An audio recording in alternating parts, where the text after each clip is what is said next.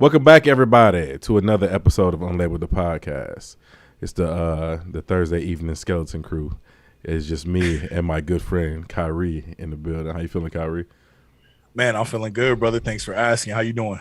I'm doing just swell. One of them days, though. Yeah, it's just one of them days, bro. I'm exhausted, bro.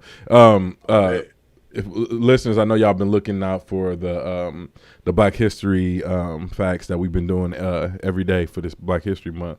But I had to get over a little ailment. I had food poisoning, so I will be back to doing them tonight. So y'all can look for one as of February 17th, and we will get them up for y'all, for you to listen to, for your listening pleasures. Because I know y'all like listening to my smooth jazz voice. Kendall, he will be doing some himself, so you might hear his voice other than me. And yeah, I think that's about it. But other than that, y'all see what we're here to talk about today. Kanye West's new document, Yes. Jeen-yuhs, on Netflix. Fire, by the way. 10 out of 10, in my opinion, first episode. Yeah, first episode is definitely fire. 10 out of 10. I'm just getting this audio started on this side. Okay, we are back. I'm sorry I had to start the audio recording because I did not have it going. So, players fuck up. You know what I'm saying? For the 99 and the 2000. But listeners, like I said, we big bake. So, but I'm just going to reiterate for y'all who were looking for the Black History facts that we do every day on the audio side, that will be coming back tonight, February 17th. I was a little under the weather. I had food poisoning, so now I feel better, so I can get back to recording, and y'all can hear my smooth jazz voice. But today in the building, I have my good friend Kyrie. What's going on, everybody? He is here, and Kendall is somewhere probably making some fillet of fish, his home style version, a copycat recipe. Oh man!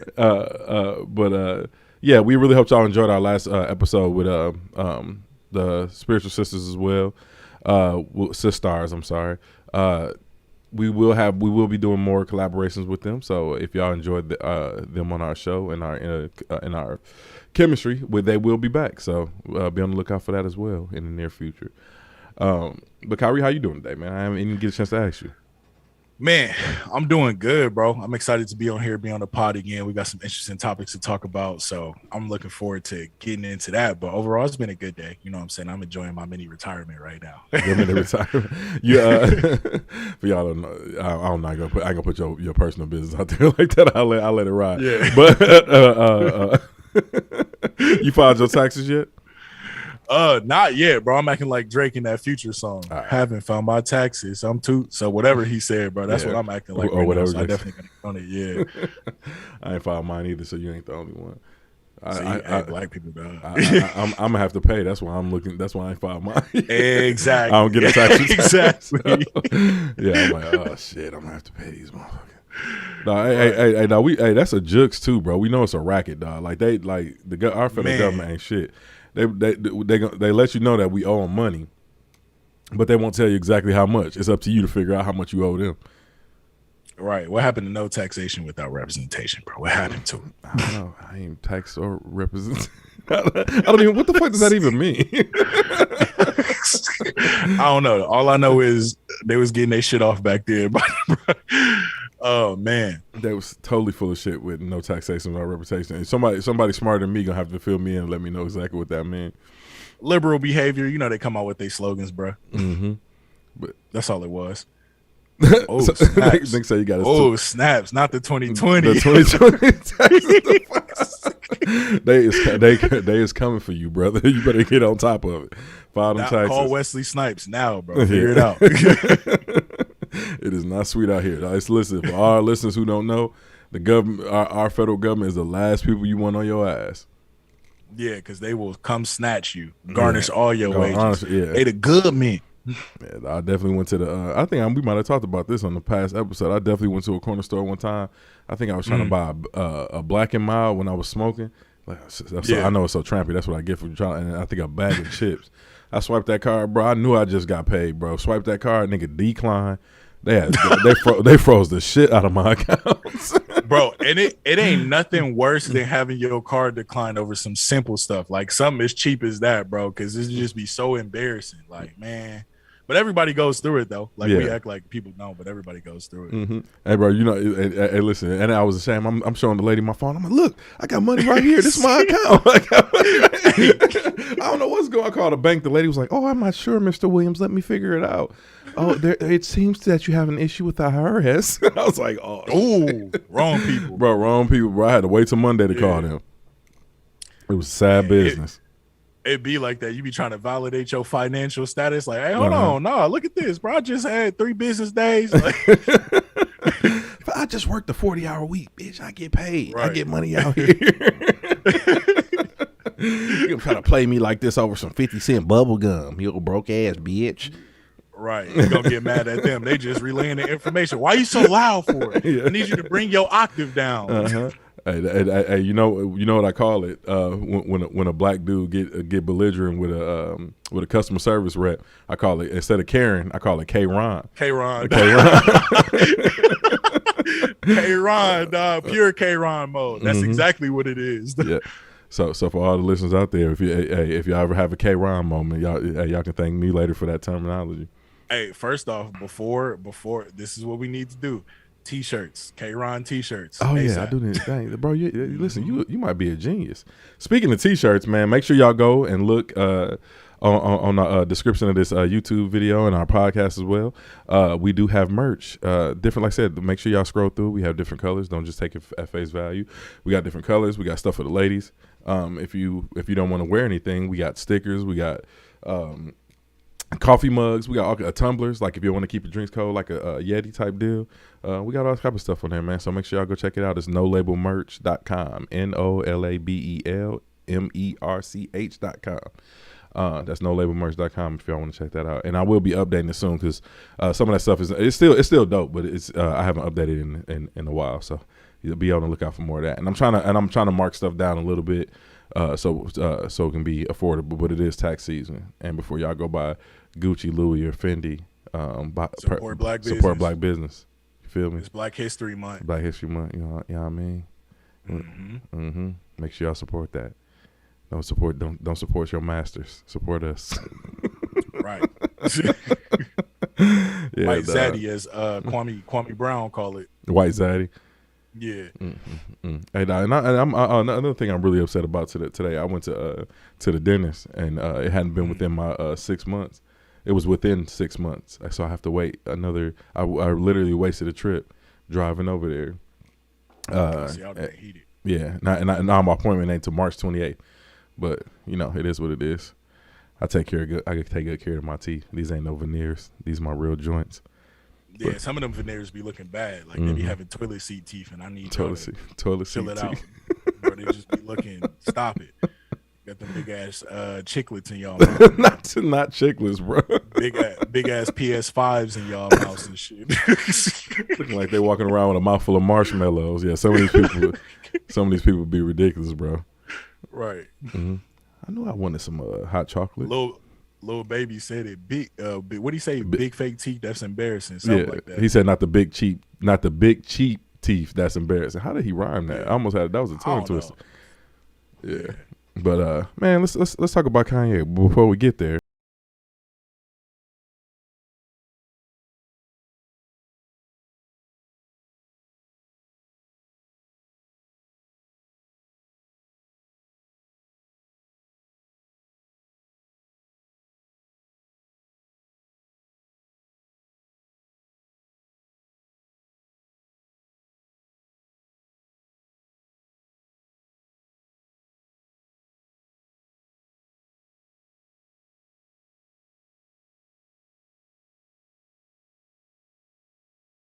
Get through the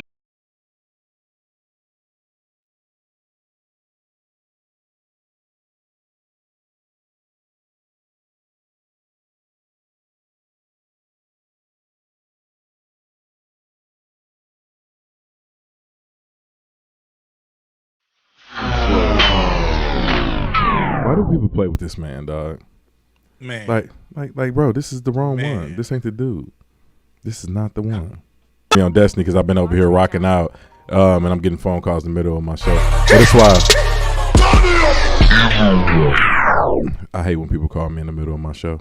Like, y'all know what I do. just pure interrupting the show. But yeah, Thomas, this is why I'm inactive in orbit right now on Xbox. But what are you saying now? That's people calling you during the show is the equivalent of when I decide to screen record something on my phone and all of a sudden everybody want to text me like, y'all ain't been texting me all this time. Now I want to screen record and somebody's texting me, messing up my production. You know what I'm saying, bro? Right. Yeah, and that's my sister right now. She don't want a damn thing. I don't know why she's calling me. But back to the show, ladies and gentlemen. I apologize for the interruption. Together, bro. Like I hate to be cliche, but like peanut butter and jelly. I can't really think of a better time. Like straight up, bro. You said what? Yeah. Jordan and Pimpin. Jordan and Pimpin, straight up, bro. Like they are incredible together, bro. They complement each other so well. I really hope we do get around to a watch the Throne too. Like that would be would be absolutely incredible. Yeah, for real. Yeah. But yeah, man, Jeen-yuhs. Let's get into this documentary. Let's do it. What was your first initial thoughts when it came on when you saw it? I'll let you go first. Man, okay, so first off, it's a lot to unpack, but I would say the biggest thing that I liked about that is one, as quote unquote regular people, right? We have this idea of like how people get famous. We don't really get to see the grind. Like we just see the glow up. We see the end part of when they've made it and when they're successful. So for me, seeing a black man being able to grind as hard as he did, it was really inspiring to like kind of perfect your craft no matter what it is, and like what true hard work real like looks like. Like this man said he ran like 20 blocks to go work with somebody because he didn't have a car. Like, bro, that's incredible. Like 20 blocks, 20 New York blocks. Yeah. So for me, it was just powerful. You know, I never really got to see Donda West in that light, and I think like the biggest thing for me, we kind of talked about it before, is like seeing his mom and seeing how much she was able to ground him, and seeing how much Kanye really was inspired by his mother. So I think that was my biggest takeaways on that first episode. Yeah, definitely. I always like to say I know a lot of very, very talented people, and they typically don't work very hard. They kind of let their talent speak for themselves. And we know Kanye West is probably one of the most talented individuals musically to walk this face of this planet, and to see him not give up. And because I think the documentary started off, he was like 18 or 19 years old. You see him, and he was already working with Harlem World. You know what I mean? Yeah. So to see him not give up and continue to push through was extremely inspiring. And that's somebody as talented as he is.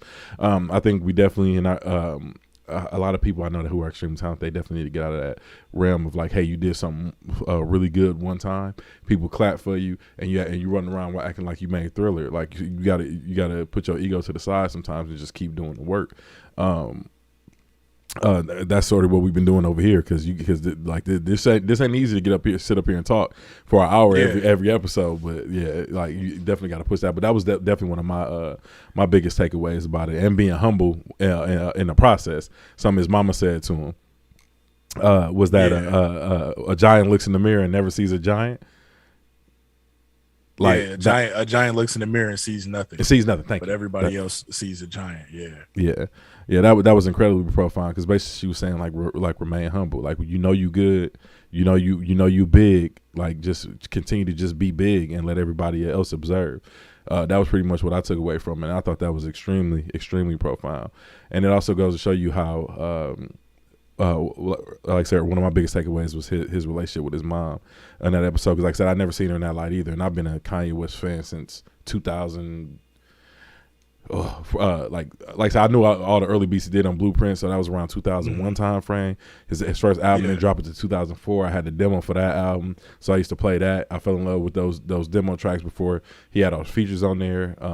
When he still had Lauryn Hill on the All Falls Down. So when I first heard the master version on College Dropout with Selena Johnson, I wasn't even feeling that like that. But to see, I think that. Go ahead. Yeah, I think that was most people's reaction too, because Lauryn Hill, she's a magnificent talent herself. So like that sample added everything to that track. Yeah, 100%. It was I think Selena she captured everything that she got busy on that track, and I can definitely appreciate it all these years later, especially knowing how music is constructed. Because I was like, why did he take Lauryn Hill off? When I was younger, I didn't really understand the concept of samples and having to clear samples and nothing like that. Right. But I was just disappointed because it wasn't what I heard initially. They call it demoitis when you hear a song one way, when like a snippet or something, and then stuff get changed out of it. But yeah. I've been a fan ever since College Dropout. So to just see this journey, amazing. And the very first video I ever seen of his was Through the Wire. And what's the cameraman, the guy who's following around documenting everything? Cootie. Yeah. And I definitely seen that MTV You Hear It First, because I used to watch MTV hardcore back then. I can see that. You never saw it before? No, I said I could see that with how much you love music and everything. Like that. Yeah, and this was back when music television was actually music television, and they had programming, and they used to have MTV After Dark. It would come on at like, I think, it was after midnight, and it would stay on until 6 o'clock in the morning back then, and that was how I discovered Eminem. I would see him on MTV, MTV After Dark all the time. Same thing with Kanye. I would see him on MTV After Dark.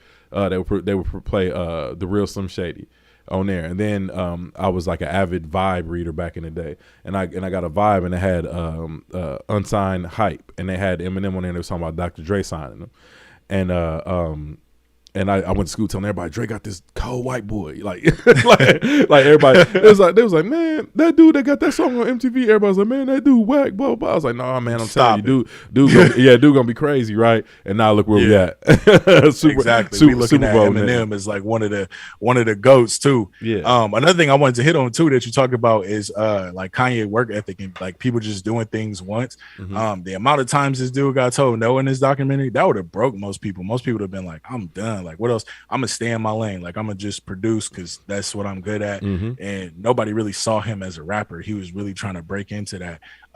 So that's another thing that I really like too, that you brought up as far as that work ethic and not just doing things once, thinking you got a masterpiece and like, oh, I'm done. You know what I'm saying? So it's a saying. I'm gonna misquote it. I always misquote stuff. But it's about a no is just an opportunity to improve, you know what I mean, and come back with absolutely. It. So I think he definitely embodied that in the show, because like you said, he got told no at every juncture. Everybody's like junction. Yeah, they was like, you just gonna be a producer rapper, you just gonna do X, Y, and Z. And go ahead.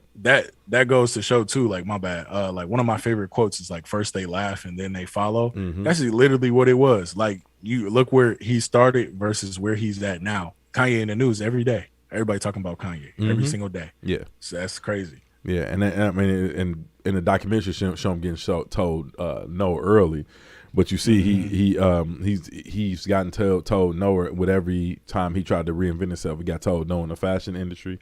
He got told no by Nike when he wanted to deal with Nike, and they just wanted to keep giving him licensing, and he created the Yeezy, the Red October, which was one of the most coveted sneakers of all time. And and Nike wouldn't even tell him when they was releasing them, and so he was like, "Well, if y'all want to give me this, no equity, and y'all don't want to give me no deal, I'm gonna take it over to Adidas." And he did that. Then he started doing the clothes. People telling him, "You can't do clothes. How about you start with T-shirts?" And that was how we got that legendary "You ain't got the answer, Sway." You ain't got the answer, Sway. I've been doing this long. He was right. Sway didn't have the answers. Yeah. I've been doing this longer than you, Sway. You ain't got the answers. But that was a legendary interview, by the way. But yeah, man, it's like I said, it's just so much to take away. When another thing is his love for that city. Yeah, nah, for real. Like, he was really trying to put Chicago on, and there was a lot of hating going on. I feel like that's what every hometown, like, you try to do something and the people around you don't see what you're trying to work on, or they don't see the end vision, and it's like, I'm the only person that could believe in me. And Kanye had that mentality that entire time. He was like, even though they dissing me, they hating on me, they ain't even spelling my name right at the venue, they're not acknowledging me, I'm gonna still go hard for Chicago. And one of my biggest takeaways is just like the jealousy. Like, these is his peers and his OGs that he was around, and they came out with a whole diss track on him because they felt like he didn't give them enough praise in the interview, and the part where he actually praised them in the interview actually was edited out by the publisher. And so they released a whole diss track, and I'm like, you saying this about this and you ain't never mentioned me? It's just crazy how people want that notoriety, or they don't even really understand the business side of things and how things get edited. I remember when Ludacris went on Oprah, and he talked about it on his album. He's like, I forget Oprah for editing out the parts of my show, because Oprah ain't never really fucked with hip hop. And I think Ludacris was one of the first rappers. Jay-Z was an early rapper that she interviewed, and she embraced Jay-Z because he was Jay-Z at the time, and he kind of was moving over into like was it venture capitalism, and Ludacris, but he was just a rapper, and she didn't really rock with him at all. Like I said, she edited a lot of his comments off her show. So to see this happen to Kanye and people just go crazy on him, it explains a lot about his personality. A lot about his personality. And he's because when you see how much he basically got shitted on, man, with all the great work he was doing, that's why he don't rock with nobody now. Yeah. Like, well, I won't say he won't rock with nobody, because Kanye West has been extremely loyal to people that put him on. He's always bigged up Bones Def and Kweli, because they pretty much taught him how to rap. Common, same vein. Look, Common being on Good Music and all the opportunities given Common, because Common really didn't hit his stride until the album B. Like everybody knew who Common was. He was a well respected high level performing MC, but he didn't really get into that legendary faction until that album B came out. Which was executive produced by Kanye. So he's always stayed loyal, and Dame Dash signed him, and he's been loyal to him with Dame Dash, all his financial issues he's been going through over the years, and Kanye West stayed loyal to him as well. And he's always kept him in the picture, even when people was blackballing Dame, and Dame was out here looking crazy. I did see an interview recently where Dame was like, Kanye is the only one who ever like really paid me my proper respects, like always like looked out for me and stuff like that. So yeah, he definitely stays loyal to his people in our remarks, and sometimes even to a fault, like as we see in the documentary. But when I say not mess with nobody, I mean more so the media, because of how they try to control the narrative when he speaks and stuff like that. So because you can see it happen early on when he got this, because they left out certain parts of stuff like that, and it's there's always a narrative change when it's dealing with Kanye and the media, especially with this Kim Kardashian situation and everything going on right now. Yeah. And I tell people all the time, when we deal with a community where they're not even aware of where they're getting their news from. They're not aware that it's coming from a publicist. And Kanye West just decided to get rid of his publicist, and I'm just gonna do everything myself. I'm not gonna let nobody else speak for me. And he's spastic and in a sense. So we getting to see it all displayed. A lot of people aren't happy about what Kanye West is doing. I definitely understand the attacks on his family. Yeah. But as far as controlling the narrative and not letting nobody else take paint pictures, I like what he's doing. I'm not a huge fan of him attacking Pete Davidson, because it comes across looking very simpish. You know what I mean? But as far as I gotta stop. That's out of pocket right there. The whole Pete Davidson thing, and with Kanye's mind, I feel like Kanye feels like he's completely justified with what he's doing with Pete Davidson because of what Pete Davidson did on SNL. Like he felt like he got attacked publicly, so Kanye felt he's perfectly in his right to do that. And again, we don't know the conversations that was on the back end, but I definitely think that's a little bit left field, especially when you dealing with that type of situation. It's pretty sensitive, because Kim could go to a court and be like, hey, well, he did this, this, and this. This is a danger to our family. They can use that against him. Yeah. Yeah, 100%. But before we digress too much, let's get back. But okay, so we was laid off. We're dude dissed him in the documentary. But then one thing that I can really commend him about is like these is quote unquote like street dudes, and we definitely seen Kanye West approach this dude and talk to him about it. Like, fam, I didn't like the way you dissed me. He did it right after the dude dissed him. He found him on the street and came and hollered at him like, bro, like. You know what I mean? Like I'm gonna have like what was up with that? You know what I'm saying? He ain't wait. He ain't go behind dude back. He ain't go no interviewing this dude. None of that. He just went straight up to the dude and hollered at him. And you heard the dudes in the background was like, man, what do you say? What dudes in the background saying? They was like, man, if somebody ever came at me like that, I handle it completely different. And Kanye West starts off by saying, like, man, I'm not like I'm the bridge between the streets and the conscious folks. You know what I mean? So I'm not coming at nobody sideways like that. And I would definitely respect that because that was a very commendable way to handle something. Yeah, very commendable because he was even saying, he was like, you know, what you gonna hold that against me because I didn't kill nobody? You know what I'm saying? It was that mentality back then, but he always knew he was that kind of bridge. Like, and even when he was talking to one of the A&Rs, he was like, bro, your talent, your fashion, your music, you could connect with you can connect with the streets, you can connect with this section of fashion, and like so on and so forth. But yeah, like I like that part too. He handled that respectfully. Like he handled that as a man, and he was very young at that time. Most people wouldn't have did that well, and you could tell it kind of hurt him too, how he was looking when he was having that conversation. So it was crazy. Yeah, he was. Yeah, he was. Yeah, you can see the hurt in his eyes because all the stuff he did trying to put Chicago on. Because even early in his day, like him doing beats for Twisters, Common, all them, Consequence, Rhyme Fest, all these Chicago artists, man. It was you could tell, like I said, his love was there. His heart was always in the right place. But yeah, he definitely was hurt when he approached the old boy. You know, one thing I definitely thought was incredible too was to see all these people who are like hip hop legends, like No ID, Rhyme Fest. Man, I can go on and on and on. Who were in the beginning of their career, who were young. You know what I'm saying? Like No ID just did 444 for Jay-Z, like probably one of the best produced albums in the last few years. You know what I mean? And seeing them all young, Bill Bellamy, Mace, super young Mace. Man, I was like, "That's Mason." Yeah. Well, that's how I remember. That's how I remember him looking. But I get your sentiment. Man, God, I can go on and on because there's so many people that we get to see early on in their career. A young Memphis Bleak, a fat Scarface. Scarface ain't even fat no more. Golly, dog, I just go on and on and on. But it was it's dope that they got this footage. You know what I'm saying? Like that somebody that Cootie was his name, Cootie, right? Cootie, yeah, he had the wherewithal to follow Kanye West around the documentary because he knew it was gonna be something great.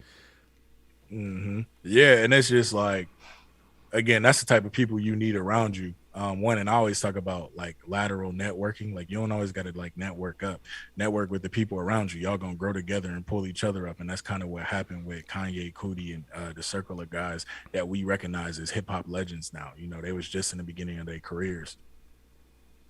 Well, yeah, 100%. Yeah, that's been seen to be a common sentiment around here because Kendall said something about horizontal leadership last week on our episode. I like that term. Is that something that they teach y'all in corporate America? You know what? I don't Probably know where I got it from, bro. I just be over here thinking, but I'm pretty sure I've heard it somewhere before. Yeah. Oh, okay. I just can't remember. Yeah. One thing I also wanted to talk about too is how many people gonna eat off this documentary as far as people going back to listen to Kanye's old stuff. Spotify finna get a jump, Apple Music, like all these streaming, like Kanye and these what do you call them, publishing companies or streaming companies, they're about to eat right now. Off definitely. Of this documentary. Yeah. Man, yeah, this shit is definitely good. One of my favorite documentaries. I don't know if do you know if he ever ended up getting the creative control that he was asking for over it? I don't know. Yeah, that would be interesting to see if he actually did, because they actually the credit after the credits they have creative control, the companies that were responsible for it, and time, like as in the magazine, they show up at the end of the credits. So I don't know who was actually and like was in the editing control. I'm pretty sure Kanye West had something to do with it. He probably do, knowing him, because he, like they say in the documentary, he always pulling a rabbit out the hat, so he probably figured something out. And I definitely think it was perfect timing as well, because I don't think this documentary could have came out with any of the other projects Kanye released since The Life of Pablo. I think this coming out post Donda was incredible timing. Yeah, 100%. Like, how long y'all been sitting on this? Like, when did you decide, all right, now's the time to like do this? And like, again, that just goes to the genius of Kanye and the people around him, and how they move. Like, that's calculated. That's calculated. Like this was the perfect time. Yeah. That definitely 100%. It kind of remind me of the Last Dance documentary coming out after LeBron got his 4th ring. Yeah, Jordan was like, you know what? Press the button. It's time to go. Right, because they had that forever. Jordan was like, hell no. Let me find out Chicago niggas is super petty. It seems like it. Yeah. Oh man. Okay. Now I done lost my train of thought now because we done got past the young people in the dot. Fuck. Because I think it ended up with him at his mama crib, right? It ended off at him at his mama crib. Then shortly after that, Jermaine finally decided to sign him. And then it just kind of like sectioned off of there. So I think the next part is going to be showing him blowing up in the 2000s. Yeah. They had an hour and 30 minutes worth of footage. What we saw. I'm pretty sure it was what we saw for the first episode. And he just got signed. He just got the Rockefeller chain at the end of the documentary. They was in New York for like 2 years, I think, before he got signed. Yeah, that's crazy, bro. And he was already doing beats from Chicago to New York, and then he moved to New York to be in the mix. And then was out there hustling even more. What? Oh, you know what part? Another part I thought was dope as hell was What's that? When his mother saw his chain, and she said, and she said, what did his mother say? She said, I'm glad you got this, because at first I was a little mad because I felt like you got another piece of jewelry before you got a house. And she was like, well, I'm glad you got it because you needed an angel to watch over you.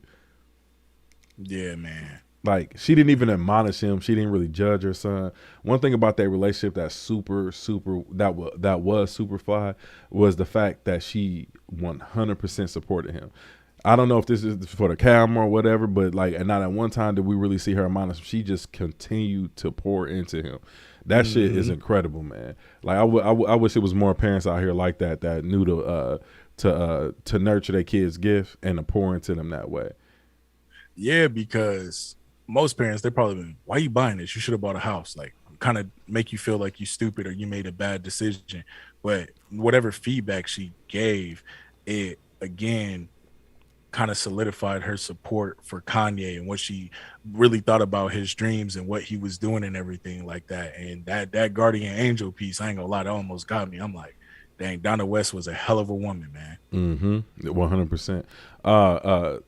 Dang, what was I about to say about the Jesus piece and her point? Oh, because she was she was the one that bought him his first music equipment for him to learn how to produce songs, and she put him in contact with No ID. And I can't remember the dude name that dissed him that we were talking about early. It escapes me. I should have looked it up before the show. But she was solely responsible for putting him in a position to even learn how to produce music. If she'd have never did that, we never knew who Kanye West was.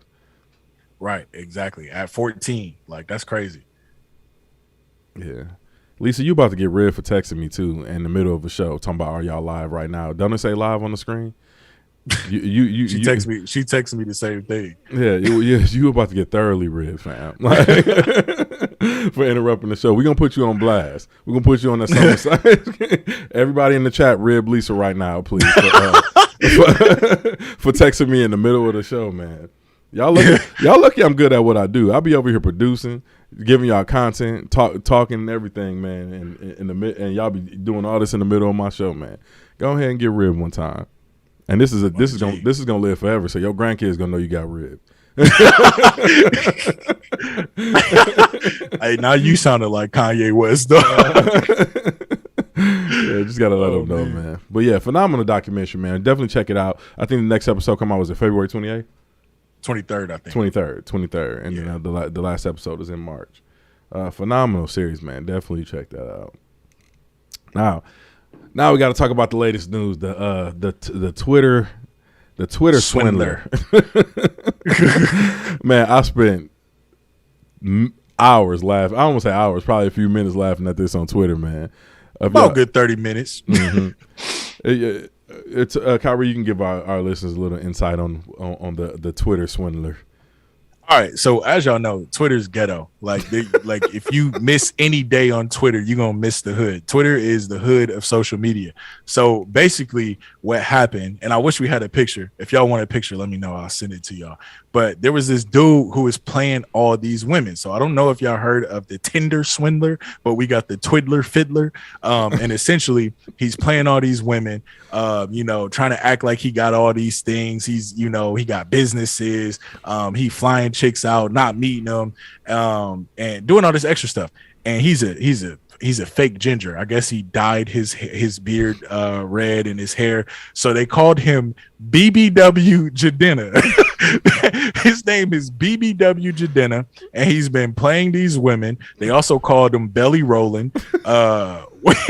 They called him. What do they call? I'm not gonna say that one because I don't want to get us canceled. The other one that was on there, but the one that was funny to me, and I hope this is the one you was talking about. They called him transgender. Yeah, that's the one. The transgender, because he fake ginger like transgender. So transgender.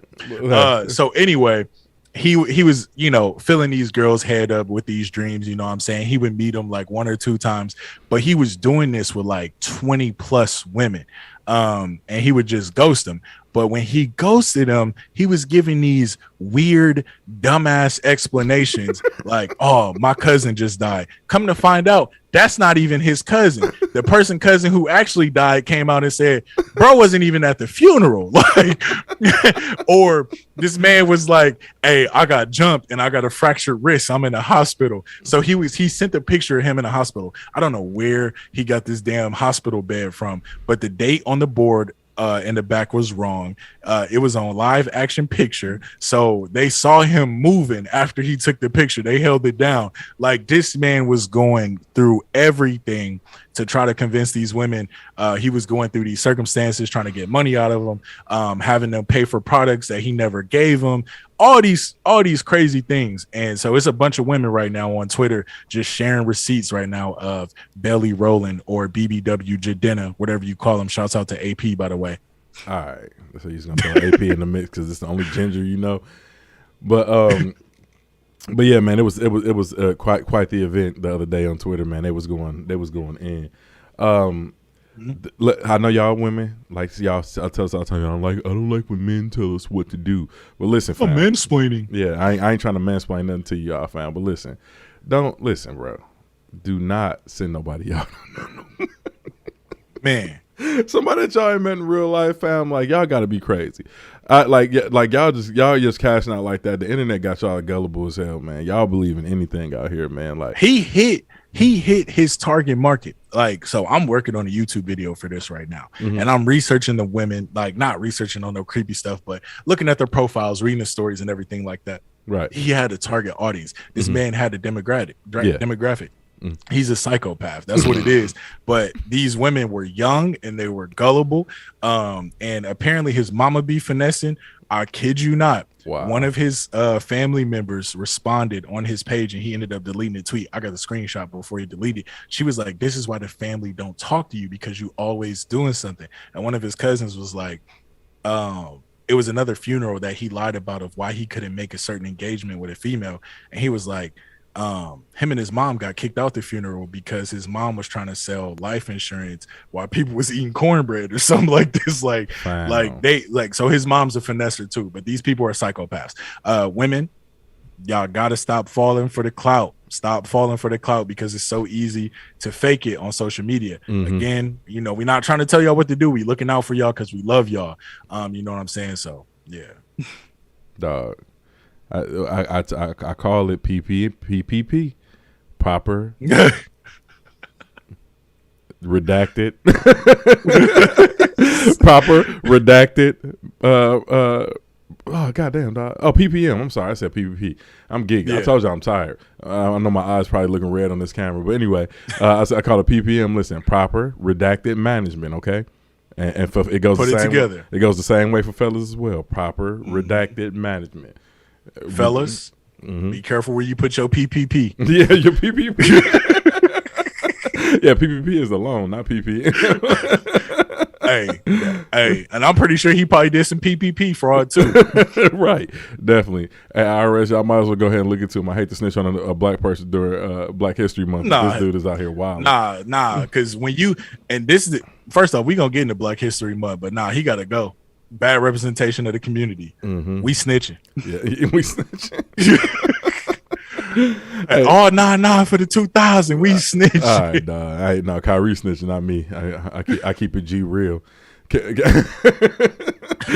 nigga said, "Yeah, I keep it G real. You can drop a kid off and run my fade right now." No, we K-Ron right now. Mm-hmm. Hey, listen, dog. I'm putting the topic on the screen right now, but this has been the worst Black History Month ever, without a doubt. Let's before we speak about the lowlights, what highlights have we had for like this Black History Month? Bro, I don't think it's been any highlights. It's all been lowlights. Yeah, besides LeBron doing what he's doing at 37. LeBron is Black excellence. He is not playing around. Right.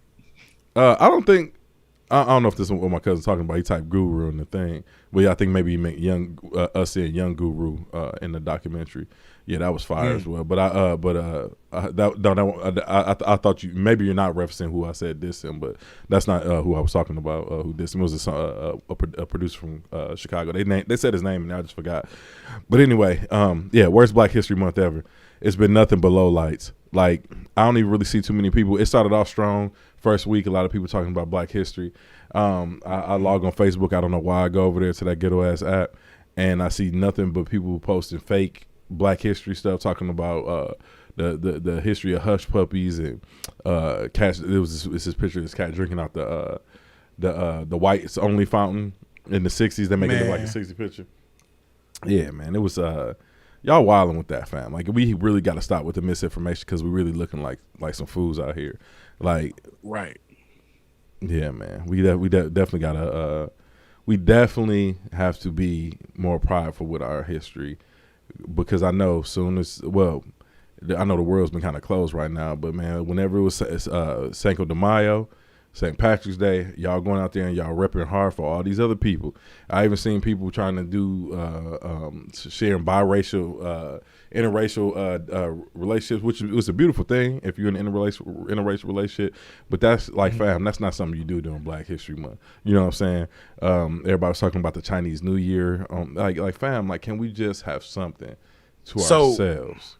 Yeah. So what do you think is the cause of this? Like, because I remember growing up, like, Black history was something that everybody, it seemed, was like super prideful about. Like, you know what I'm saying? Everybody really took it seriously. But now I kind of feel like we've kind of taken a 180. We're going in the wrong direction. What do you think caused that? It's been the same thing that it's always been. Self-hate, lack of community, lack of upholding the culture. A lot of us get I think one of the biggest issue is we take our talent out of our communities. Like, once we get a bag, we move so far away that we separated from our community. You feel me? In Milwaukee, one thing growing up about all of us in Milwaukee, we all come from a predominantly Black inner city. Not the state. I'm talking, but we from Milwaukee, not Wisconsin.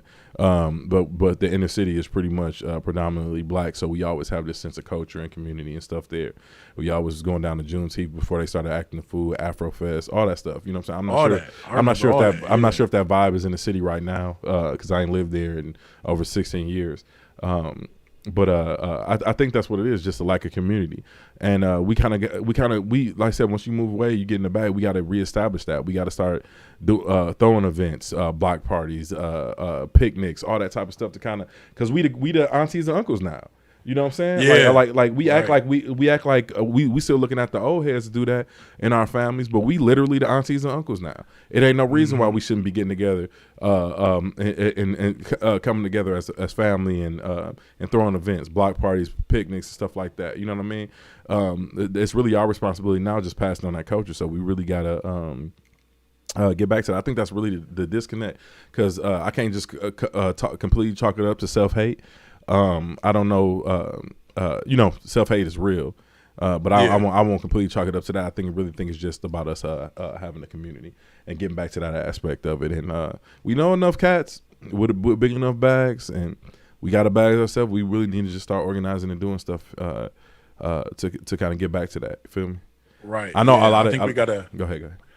Yeah, I think we got to get rid of that crabs in a bucket mindset, and at some point there needs to be a group of us that's taking accountability and organizing those things. Because when you look at other communities and how they're building up, they all group their wealth together, like they all pool their money together and they build things for their communities and different aspects like that. So I agree with you on that as far as us having a community again, because the lack of community is definitely what's killing us. The lack of a voice is killing us, and I think social media is too loud right now. It could be a blessing and a curse, but I feel like social media is doing a little, I won't say more harm, but it's definitely doing some harm to our community versus building it up. Yeah, it's definitely a lot of division. It's African Americans or ADOS people, whatever you want to consider as literally attacking other minority groups from throughout the diaspora, whether it's Caribbean people, people from the continent, all that stuff, man. It's just all that infighting need to stop. It don't if you're not unifying, it doesn't lead to anything. You know what I'm saying? Right. Like it really doesn't. So yeah, that social media can be a gift and a curse. I get into arguments with people who be wrong as hell. They just be loud and wrong on Twitter all the time. A lot of times that's annoying. Yeah, a lot of times I'll be trolling. Hold on a second. Yeah. My bad, John. But a lot of times I'll be trolling and on Twitter and just get into it with people. For the majority of the part, when I see somebody on there black, misinformed, not really educated, because Twitter got a lot of faux intellectuals on there. It gets disheartening at times. You know what I'm saying? Like, yeah. Well, that's why we got to focus on building communities ourselves. Like I ain't just looking for Twitter to be like, oh, these are my people, this is my tribe over here. You know what I'm saying? Yeah, because it's not a real place. Like, right. We got to realize the Twitter, social media, Facebook, all that is not a real place. We need to get rooted in a tangible foundation with each other. Right. Like I said, community building, man. We gonna get there though, but yeah, this has been a shitty ass Black History Month. I don't know. Like I said, I don't know if it's because I'm isolated, I'm away from everybody or nothing right now. But yeah, we got to get back to some serious pride and doing something. Even virtually, it ain't even like I ain't really even seen those spaces virtually since everything is shut down. Like everybody else do they celebrations virtually or anything, but I ain't seen nobody do none of that. You know what I mean? So yeah, maybe that's something to create for next year. You know what I'm saying? But yeah, this one is one for the ages. Let's go for it, bro. Let's keep building this platform, and then hopefully we able to create something like that down the line for our people, where we have that space to be able to network and share ideals with each other and different philosophies and stuff like that, and be a unified voice. That's going to be the biggest way for us to kind of see that success. Yeah. We can do a brief NBA talk right quick, because there's been some interesting moves going on in the league. We all know James Harden is over out of Brooklyn, over in Philly. We got Ben Simmons over in at Brooklyn. He ain't played a game yet. Do we know when his first game gonna be? I don't know when his first game's gonna be, but I definitely want to watch it. Yeah. I think the Bucks and 76ers playing right now though. So I don't know if James is playing. I think James might be playing his first game. Okay, so y'all got about 3 minutes of us on this live before we get off of here. What one thing I saw earlier, I think you actually said to me, was a video of Delonte West working out in the gym. He looked good. Yeah. Yeah, he do. I'm happy for him. I'm glad he got the rehab he needs. Shout out to Mark Cuban for extending that help out to him and getting him into rehab and stuff like that. It's real sad to kind of see what happened to him with his mental health and everything like that. So seeing him to just be able to do something again he enjoys and loves, like, I love to see it, bro. The comments was trash though. The comments was big trash. It wasn't even funny. I ain't even gonna repeat some of the stuff I seen on there, man. This is a man literally that we see homeless under a bridge, and him getting back to it. Somebody said it's 57-57. The good looking out on that score, by the way. But yeah, y'all got about 5 more minutes of us on here. gotta get out here and rep these Bucks. But you see me. But yeah, like I said, it was really good to see him out there. I'm just glad that the league is more balanced now. I kind of saw Brooklyn's implosion coming, especially after this year and the vaccine controversy. You know what I'm saying? I think that was a large reason why James Harden left. A lot of people feel like it was the story that came out about Kyrie beating him on one-on-one. No, I think like I said, there was a couple stories that I heard as far as James kind of being unhappy. First, you got to realize when this whole thing happened in Houston, he did want to go to Philadelphia because that's where his boy was at. So the situation pretty much happened. He wants to win, and he wants to win now. It's kind of some pressure there. It's not Kyrie's fault. It's not the Nets' fault. Nobody could really foresee that mandate happening and Kyrie not being available to play all season. So I think he was a little bit frustrated with that. So I'm not going to completely put it on James, but yeah, I think he was a little bit jaded by the Kyrie situation and how that was being handled. But hopefully he's in a place that he likes, but Bucks and 6 regardless. I think a lot of people. Let me see right quick. I'm googling a stat line right quick. Yeah, no, but yeah, definitely the end of the super team era. I'm glad the league is balanced again. Yeah, James Harden been in the league 13 years, and he's how old is James Harden? 30. I definitely agree that he's lazy and he has a pattern. This is second team he's quitting on, responding to franchise history TV. Yeah, I really don't. Yeah. As far as him having a pattern, I'm not mad at the pattern because the franchise he play, like playing in Houston to dismantle franchise, your guy Morey leaves, and you went out, you're gonna have to find a way to get up out of there. And he found a way to get up out of there.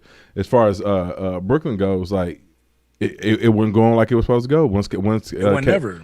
Yeah, once KD got hurt, like I'm up out of here too. Like I'm gonna make it happen. If these teams is dumb enough to do it because they giving them their player options or they want to trade away picks to free up the cap space or whatever, that's on the team. Like they don't have to do it. You know what I mean? Just make it bad, make it miserable for you. Yeah, but what's gonna happen with this situation with James Harden, Ben Simmons, and the way that they've handled their trades, the next time they negotiate a new CBA deal and player relations deal, it's going to hurt the players because these owners, they don't want to lose out on this money and they want to make sure that you're rendering the services that they're paying for. Yeah. So I think when those negotiations come back around, I think contracts are probably going to be a little bit smaller. And I think the little bit of power is going to leave the players, unfortunately, by how these situations are being handled. Yeah, the league always tends to overcorrect. We see with the foul calls earlier this season. Yeah, so it wouldn't surprise me at all. But man, you got anything else to add? Because I have to go watch this Bucks game. Nah, man, I'm good. I'm ready to go watch the Bucks game too. Hey, listen. Thank y'all for tuning in. Once again, like I said, if y'all would like to purchase merch, is in the description. If y'all would like to become a monthly supporter of this podcast, I think you can start with a little as 99 cents. That is also in the link of the description. We will be podcasting 2 times a week now, so Thursday and Sunday. Y'all will look out for our show, and they will drop on the audio side Friday and Monday. So we will keep y'all, so we can kind of keep y'all entertained. So definitely be on the lookout for that. There's some new things we got coming. We might bring back a couple old shows as well. We're going to get kind of start ramping up some content creating for y'all, but I don't also want to burn myself out. Thank y'all for tuning in. And you want to answer this franchise history's TV's question before we dip? He said he had a problem with Dwight, Chris Paul, Russell Westbrook, KD, Kyrie, and soon Embiid will upset him. Yeah, he do. He's never been a good teammate, in my opinion as well. But we could elaborate on that a little bit more later. So I agree though. He's had problems with other players. He's had some comments and stuff like that. I don't know if you've necessarily tracked what James Harden has done or the things he said with other organizations, but he's definitely had some issues with some of these players as well. Well, there you have it. So, but man, listen, thank y'all for tuning in. I really appreciate y'all and staying engaged as well. Appreciate y'all having a live chat jumping. Lisa, you text me in the middle of an episode, ask me if I'm live again and not read it in the description. You're gonna get thoroughly ribbed on this podcast. I'm being nice. It's Black History Month, so I don't want to hurt nobody's feelings. Well, listen, man, thank y'all for tuning in. We'll see y'all on Sunday with another episode of Unlabeled Podcast. Peace. All right. Peace.